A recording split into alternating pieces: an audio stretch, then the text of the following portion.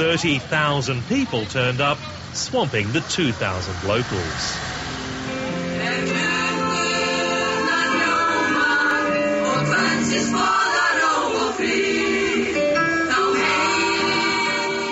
The sad irony is that this highly regulated fishing industry had made Iceland prosperous before the boom. But about 10 years ago, the right-wing government invited the powerful global free market into their tiny nation, privatising the three main banks.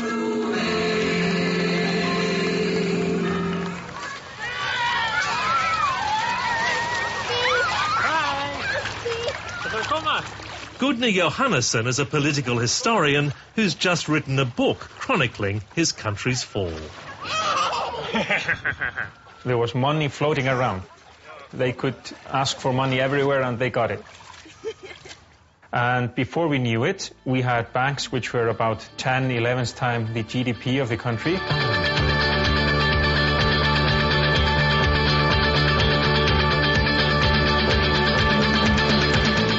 Banks like Kaupthing were given carte blanche to expand and indulge in delusions of grandeur. We thought we could double in size, and we did, every year for 8 years. We thought we could increase our balance sheet, and we did.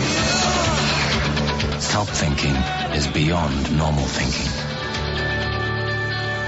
Others were thinking it was completely insane.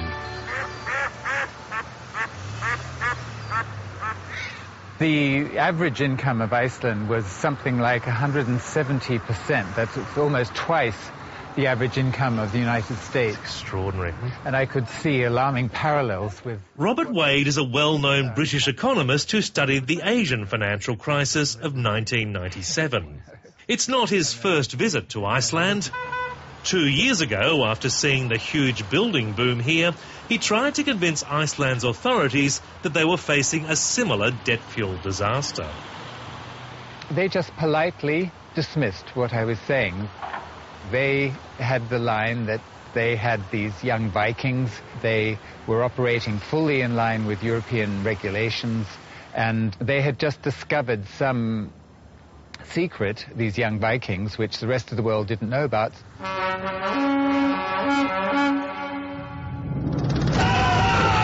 Icelanders pride themselves on their Viking heritage, brave mavericks who fought above their weight. Unfortunately, this myth really is a myth. But when you actually look at it, when you become the boring historian, the Vikings, they were not the people settling in Iceland in the old days. That was a bit before. The people arriving from the Scandinavian countries and the British Isles to Iceland were mostly farmers who were not raping and pillaging and having glorious stories written about them. But the media told glorious stories about the bankers, dubbing them the new Vikings, as though men in suits were bold warriors taking on the world. Not arriving in long ships, but flying over in private jets, and not, raping and pillaging, but buying assets wherever they could see them.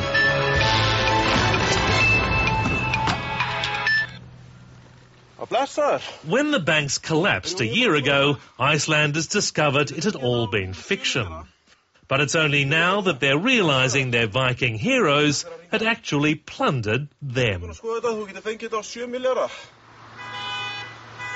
Documents that have mysteriously made their way onto the internet give a sense of how that might have happened. You see, the Kaupthing Bank loaned billions of dollars to some of its main shareholders, often without collateral and sometimes just to buy shares in the bank. In other words, the bankers were shoveling up the public's money and spreading it around themselves. It was like a giant piggy bank. For a time, it seemed the bankers were creating fortunes. In fact, they were simply spending other people's money. It's one of the greatest sort of Ponzi schemes in history. You go that far, it was like a Ponzi scheme? Absolutely.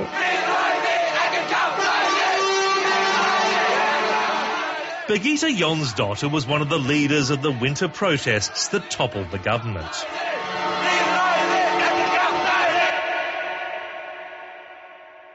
Conservatives, they had the van over there with a speaker system, and always got more and more people until it was completely packed everywhere. Now this former anarchist is an opposition member of parliament.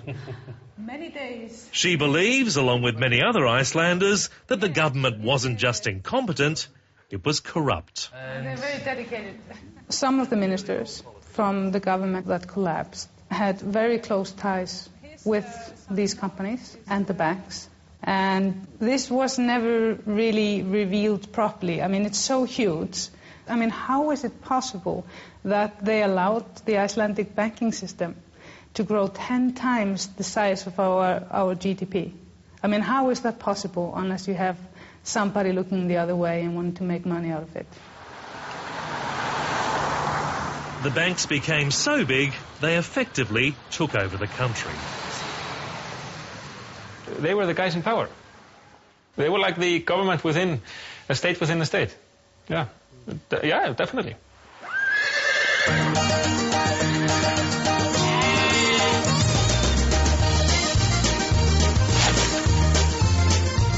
Iceland is not just a tiny community. Thanks to centuries of isolation, it's one of the few societies in the world where almost everyone is related. It created a cozy world for the politicians. It created a world where you could put your friends in positions you wanted, sort of silent agreement between at least some of the parties that this is how we run things. The old government claimed it was simply overwhelmed by the force of the global financial crisis. Robert Wade doesn't buy that. The IMF's report on Iceland in 2006 rang the alarm bell as loudly as the IMF ever rings the alarm bell.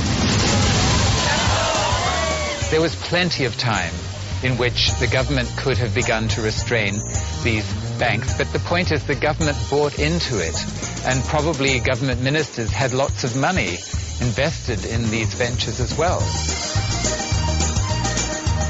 But it would be wrong to see this debacle as uniquely Icelandic, because right up until their collapse, the bankers were fooling the rest of the world as well.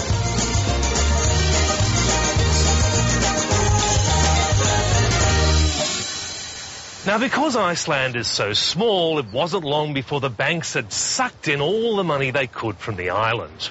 So, the new Vikings turned to another ancient tradition, raiding England.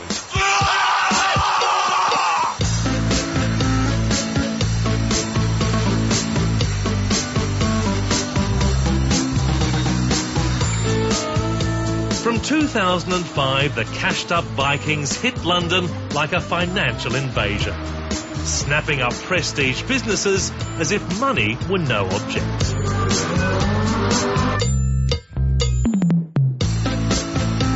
One bank, Landsbanki, even bought a Premier League football club. And nobody stopped to ask where all the money was coming from. Well, almost nobody. Well, this is the old building we were in, the old mutton warehouse. Yeah, that was in 2005 when they came along and made an offer and bought it out. 4 years ago, Copething approached Tony Shearer to buy the 100-year-old bank he ran called Singer & Friedlander.